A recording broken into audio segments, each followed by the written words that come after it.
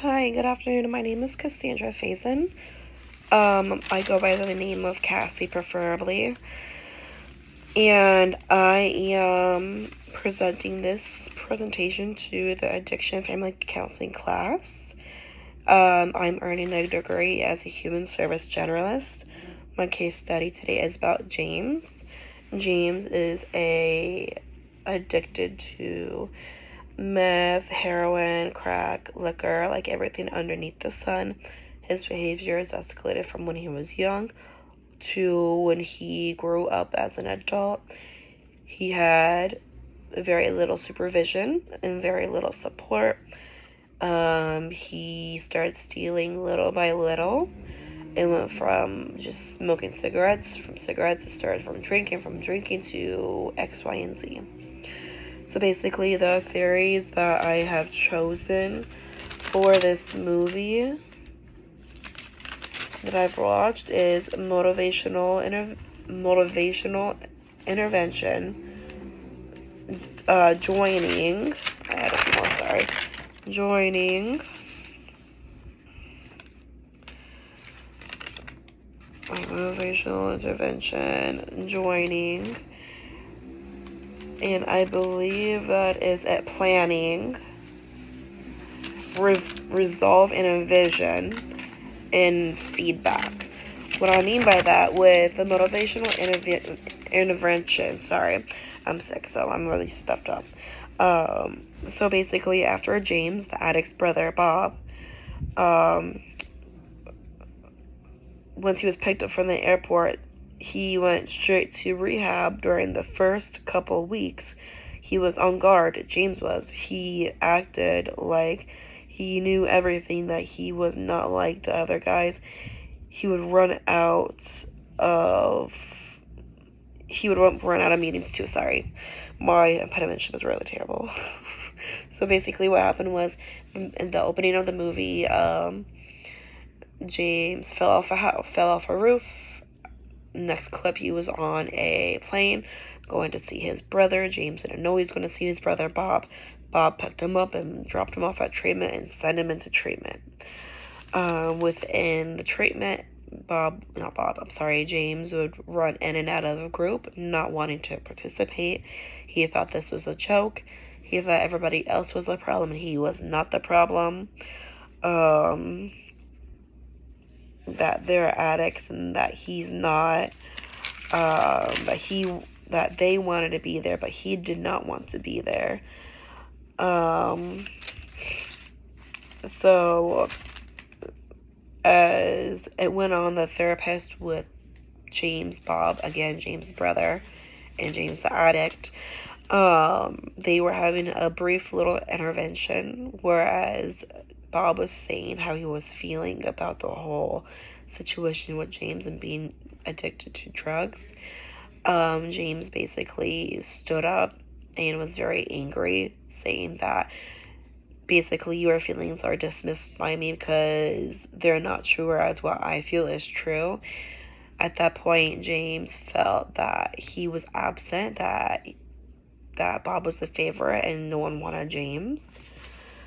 The joining would be of the sober group within, like, recovery homes, halfways, and stuff like that. They have sober groups where they get together, or even, the people inside the homes get together and go to meetings and support each other and listen to each other. Those people really did play a role into James' life, meaning that the couple times that James ran out of group, they went behind him and said, hey, this is what's going on. Give it 24 hours. You don't like it, then you can go. Once basically James felt his energy from someone else, he went and stayed. And now he's doing services that they did for him to other people. Basically, how did they say it? Spreading the kindness. James Johnson. Okay, that's that. Give me 1 second. And by the way, the name of this movie, if you want to see it, the name of the movie is 1 Million Pieces. I forgot who the actors are, but it's on Tubi, and I think on Peacock too. Okay. So for the planning, now I do have a barrier listed here. The barrier would be, um, I feel that there should be more boundaries. In the time of the movie, there is a point where, um, how can I say it? James' rehab girlfriend, um, went into how can I say it? A mental health hold.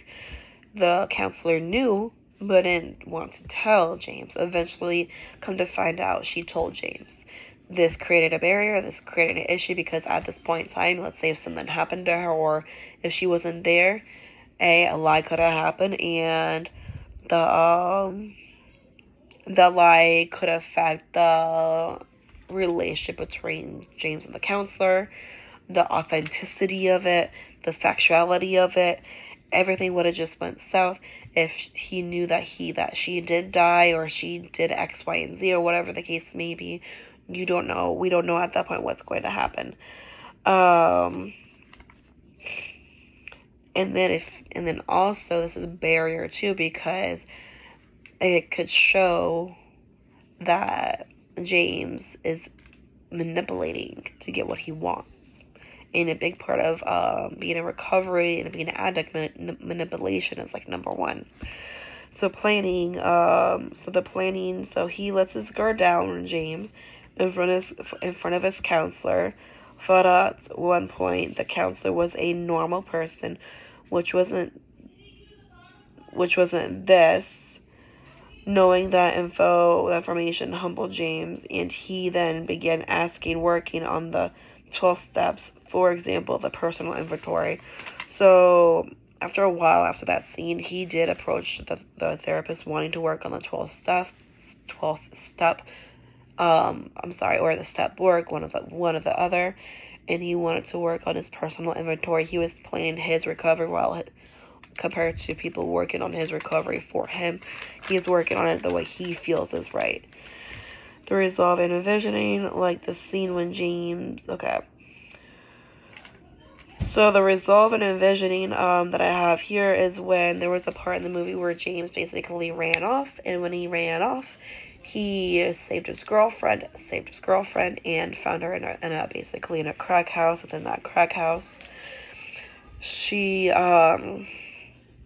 he saved her. He basically held the crack. He held the pipe. He was basically having like all these flashbacks like, oh, should I just do this? Should I just do that? Like, it's right here. Why should I do it? She's doing it. I should. But he made the bigger choice and basically stomped on it and ran away with him. Ran away with her back to the facility.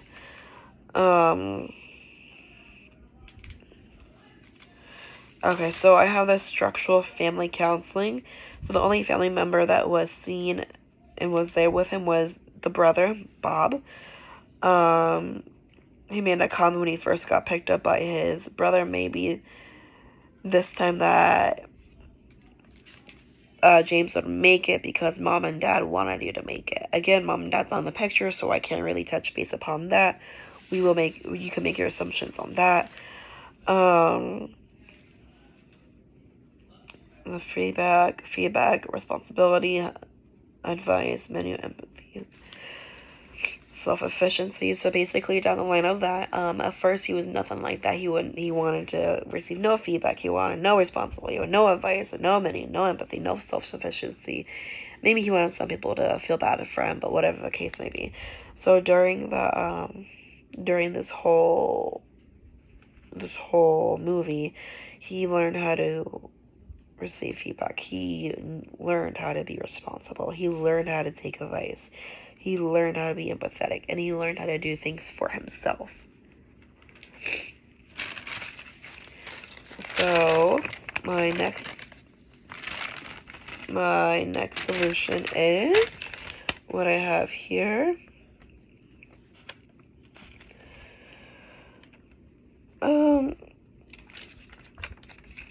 What I would say, the resources that I have is, if you ever feel alone, there is New Horizons of the Treasure Coast. They are a emergency mental health and addiction facility. There is, hold on, there is